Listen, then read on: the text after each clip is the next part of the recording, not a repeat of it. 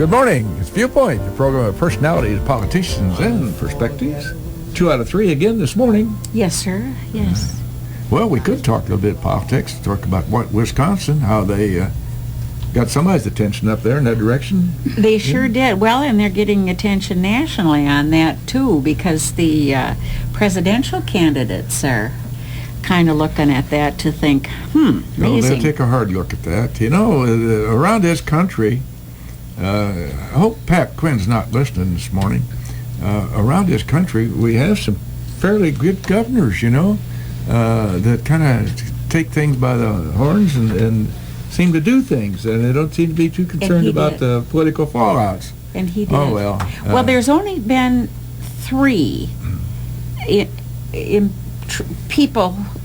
governors who they've tried to impeach, but he's the only one who survived the impeachment proceedings. Well, he must be doing something right up there anyway. Well, and he's got a surplus. Yeah. Well, how much surplus do we have in Illinois? I can't remember that figure. Kind of a surplus do we have here at WKRP in Cincinnati? Well, we always go, one thing I have to do, I have to talk about the Elkhart Historical Society once again, and we're happy to do this for those folks down there. On Friday, the 15th of June, at 5:30 at the Wild Hare, we're going to talk about the Edwards Trace. Now, for those of you who, this is not George Edwards or Sam Edwards, this is the real guy. What the heck is this? How far does it go? Well, anyway, it's a big deal here in central Illinois. It's a long path. It's a long path. And there's a fellow by the name of Dave Brady. He's a researcher and done a lot of work on this. Reservations for the Edwards Trace story, the whole story, at the Wild Hare on this Friday, June the 15th, or not this Friday, the following Friday, 5:30, 947-2238. Tickets are only $25, so get in touch with the Elkhart Historical Society. You'll enjoy it. Now, Judith, we need to think in terms of why we're here today. June 6th, D-Day. We kind of fall in the middle of, we had Memorial Day, now we're going to June 6th, and we're going to have Flag Day June 14th. We got 3 weeks here of pretty historical stuff. This morning we're going to have a couple of guests here to talk about, number one, the Memorial Day. We always try to do kudos, and last week I did a kudo to Laura Slayton, for Laura Slayton, for her work, and I thought it'd be appropriate we have her up here and talk about how the planning for that Memorial Day exercise and how well it was done and how well it went off. And our other guest spent considerable time as a guest of the Germans in their prisoner of war camp in the Second War, and since this is June 6th, the anniversary of D-Day, thought it might be appropriate to have the gentleman with us. So, Judith Kay, why don't you make a formal introduction of our guest this morning? I'd like to do that. Laura Slayton, you did a yeoman's job on your balloon launch, and some of your balloons went to Indiana. Correct. Now, that's impressive, isn't it? Yes. I bet they were surprised. Yes, they were. I believe so. Yeah, I think so. And you have to wonder, with the winds prevailing that day, if they didn't go even further than Indiana somewhere. Maybe someday we'll hear. Yeah. And Charlie was a pilot, weren't you? No, you weren't. Engineer. I was an engineer. The engineer. I was an enlisted man and an engineer. And that's why that plane went down. The engineer didn't. Was it an engineering No, I don't want to make fun of that. That's not fun of that. And at all. after you landed, they gave you lodging, right? Yes. How long did you have to stay there? About 10.5 months. 10.5 months. The only other person I've ever known personally who was a guest of the Germans was Pete Franz. And I don't remember how long Pete was there.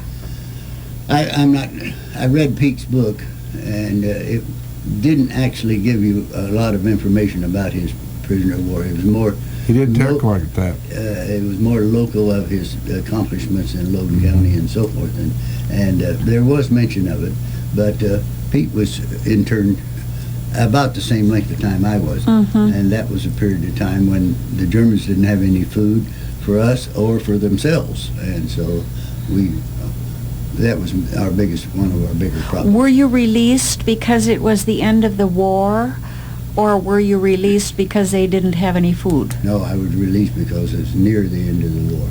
I was released by English Armored Division. Okay. And they came in, and they were going into Germany, and they found us along the way and liberated us.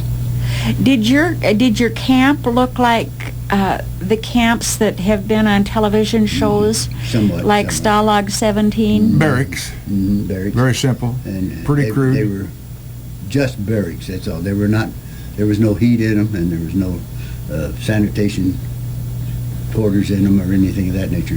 And you slept on straw beds and 3 high, and we survived. Yes, you did that. I want to get back to you, Charlie, and kind of take it from where you found it necessary to leave that airplane in a hurry. But I wanted to go to Laura right now because Memorial Day was so successful.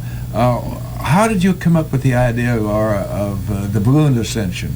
I used to teach in public school at West Lincoln Broadwell, and when I was teaching there over 20 years ago, we decided to invite veterans to come into the classroom as a living history lesson to our children there.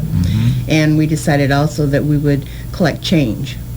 And with the change, we would donate it to the 4 veteran groups in Lincoln at that time. And it would be divided, however much change. We had no idea how much change, but people would just give change, and we decided to do balloon launches. So we did 2 balloon launches at West Lincoln over 8 years, but 8 years we did a lot of different events to bring veterans to the classroom every year to teach our children. It was a wonderful experience. It's the best experience I've ever had as an educator, and I've been 34 years in education. Charles, there's not enough of that done today. There's not enough of that done. You know, you're kind of you have made an effort, Laura, to kind of keep those memories alive and make sure that these youngsters that you're teaching in school have a realization of what that was and what it really meant to them. Exactly, and I could never even imagine being a prisoner of war, and I thank you, Mr. Anderson, really, because it's awful to even think of having to be in a situation like that and be at the mercy of your captors and never knowing the uncertainty of it all. It's just horrible, and I think that along those lines as well. I grew up during the Vietnam era, and I never ever thought, I was embarrassed the way the Vietnam veterans were when they we brought all home. should be. I was embarrassed, and I never thought they got a proper welcome home. So I was hoping that with all of it together, the children would learn something. It would be a partnership with the veterans, and it was an intergenerational program. It was so welcomed, so embraced by the community back when I was in public school, and I'm thinking, wow, this was lovely. And over 8 years, we raised over $18,000 in change and donated it to the 4 local veteran groups. So when I taught for the Department of Corrections, and I just recently retired from there, but I also bartend at the American Legion. So I asked the bartenders there, would you like to do something like this? I was telling them what had happened. And they said, sure. So they gave the seed money, all of the bartenders. There are 9 part-time bartenders, and they were all wonderful about it. Because we see over all the years, all the things that this American Legion and the Women's Auxiliary does, it's phenomenal. But I would not have known that had I not worked there. But we knew that if we could raise some money, that we could give it to 100% to the Auxiliary and the American Legion, Post 263, and then it would go full circle to help more veterans in any fashion that they want to, because without a doubt, these people at the American Legion here in Lincoln, they're dynamite when it comes to helping people. So we're hopeful that we were hoping to launch 1,000 balloons, have 1,000 names, and $1,000. But we ended up having 2,800 names, over $6,000 in donations. So again, it That's was amazing. embraced by our community. But along the way, some nice things happened, and those nice things are where young people were absolutely drawn into conversation about military service, about service to others too. I think that's important for children, especially Yes. to learn service That's to your key. others. Exactly. So people put names in. We had forms, and they had an option whether to sign their name or not sign their name when they put a name in. We didn't refuse any name, whether they gave a donation or not. All names that were given to us were put into the balloon launch. And I'm just overwhelmed about the support that has come from so many people, and I'm overwhelmed at all I've learned this year from veterans that I would never have known, never. The amazing thing is, it took a lot of you to stuff those little names in those balloons. Now, that just wasn't an easy, that's kind of a surgical operation, wasn't it? Well, I have to tell you, Paul Schrader did every one of them himself. As we got the names, Really? the bartenders had bought the balloons back in January, and so Paul had all the balloons, and then we had inserts. So as the names came in, Marlene Schrader wrote the names on the inserts and the names on the balloons, because we also had paper balloons that were shown so people could see. On the Sure. trees in the hall. Yes. Yes. And so we had a system going where the names would go to Paul as soon as they came in, because we were anticipating a lot of names. Wasn't anticipating 2,800, but No. we had a system going. So we started at the get-go to put the names in.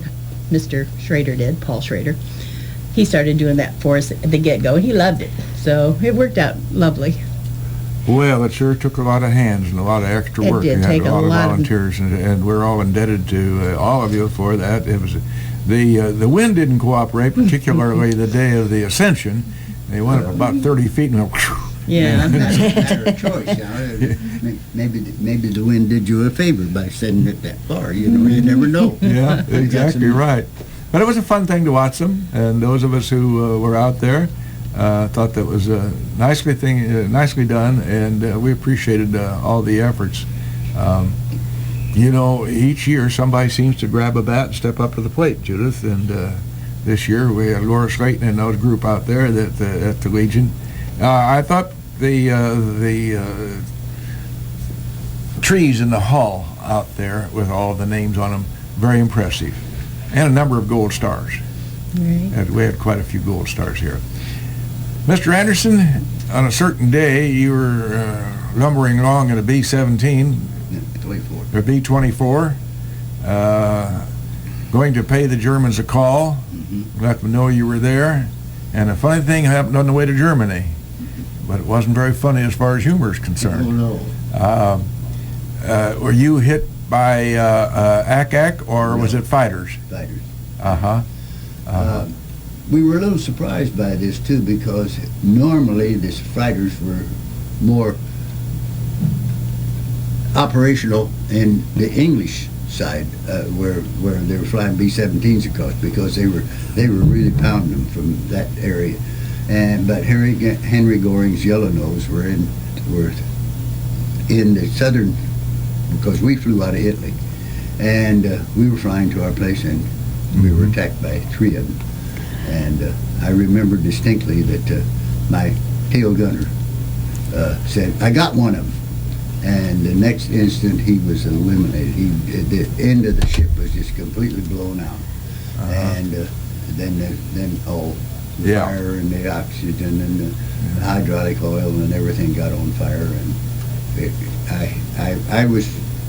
I was in charge of the back of the airplane, and I saw that all the men got out before I left, and I was the last one to leave. For those of you who don't know, B-24 is kind of a lumbering thing, and Boxcar, they call it was a flying boxcar, and it was pretty noisy in there. No question about that. Henry Ford made them, Yes, Is that Willow Run. and he had an assembly line that was a mile long, and every 14 minutes there was an airplane came off the line. My gosh. That was American can-do spirit, and that's, of course, in the final analysis, it was that spirit of being able to turn out the munitions that we did that gave us It the was a total superiority effort we of needed. all the American people. There Yeah. were heroes all over. Just think of the people that worked in the munition plants. They were at constant danger as well as the people who were dodging bullets over there, you know. And it took a tremendous amount of planning to get gasoline to us, to get food to us, to get medical supplies to us. And they were always there. Yeah. Whenever Now- we needed to. When your plane was mortally hit, is there an order of progression for bailouts? Pilot was the last pi- one out, and I was the last one out of the back Yeah. of the airplane. Yeah. Mm-hmm. You know, I had to get the boy out of the lower turret, what they call the ball turret, underneath. Yeah. To get him out. Mm-hmm. And then there was a camera in our airplane that was over the escape hatch. It was a 100-pound camera. We would take pictures of where we were going. Yeah. And you couldn't move that. So we had to go out the side windows, which meant that you were instructed never to jump out those side windows because No. the tail section was Tail assemblies, you betcha. There's Could all hit- kinds of tails where the could hit that's- you. yeah. But I'm here to tell you that 4 of us made it. yeah, yeah. And what was the weather like the Oh, day you it was bailed about out? 25 below zero. Oh, gosh. How many were on that crew, Charlie? On 11. Your 7 and 4 of 11. you? 11. There were 11. 10 of us. 10 of us in the crew. Pilot, and then co-pilot. And then we had the cameraman. Uh-huh. And 4 of the 11 made it. Back home. Yeah, we parachuted out. In your experience, and you cut me off where you want to cut me off here, Charles. After you landed, of course, it's 25 below upstairs, and when you got down, it was pretty doggone cold on the ground. We landed. I landed in the Upper Alps, and traditionally, those German people and Austrian people take their flocks up into the mountains in the summertime to graze. And there were a man and 4 young girls tending that flock, and they had a cabin up there, and they would go down to Müsserschlag, Austria, and get supplies once a month and come up and take care of they stayed up there continuously. And they took us to this cabin. I landed on a glacier, and I was trying to get myself together when this old German came with his shotgun and said, kept motioning me to get up. And of course I was pretty well shut up at that time, and I was wondering what I was going to do to get the blood stop running, you know. And so he informed me that the cabin was not too far away, and together we limped over to the cabin, and then I spent 2 days in the cabin. And then he had a donkey and a 2-wheel cart, and he put 3 of us in that cart, and we took the trip down to Müsserschlag to the hospital in that cart from upstairs. Now there were about 8 or 9 men there in that cabin that had been captured that day, and they all went to prison before I was there. It was about I was in the Müsserschlag hospital probably, I would say, maybe 20 to 30 days. I don't remember exactly, but German doctor operated on me there and took shrapnel out of my leg and sewed me up, and he took care of my burns. I was burnt on the face and hands pretty badly. Were they, when you were finally assigned to your prison, Stalag, whatever number it was, Number 4. and where was that located, Charles? Up near the English, not the English, but the Prussian upper northern part of Poland, and we were up there, and we stayed there. Then there was a new camp. They were continuously building camp. I could not understand why they wanted to keep us prisoners, because they didn't have enough food for themselves. Yeah. They would have been a lot better off to turn us back to our own, but they had the thought that maybe we would be sent back to combat, you know, and so they didn't want that to happen. So they kept us, and that was the reason. But How was your treatment at the hospital, Charlie? Wonderful. We had a Interesting. we had a little nun. She was about 18 years old, Oh, and she took a love to us. And every night about 9:30, 10 o'clock, she'd sneak us something. And the German doctor had interned on an English ship, and he could speak just a little bit of English. that was helpful, Yes, I it bet. was very helpful. Yeah. And I'll tell you very frankly, I think one of my richest experiences was when I went to the operating room and not a soul there spoke English. And Now, what year of the war was this, Charlie? well, I enlisted in 1941, and ironically, when I was assigned to the crew, I had more service than all the rest of the men put together. Is that right?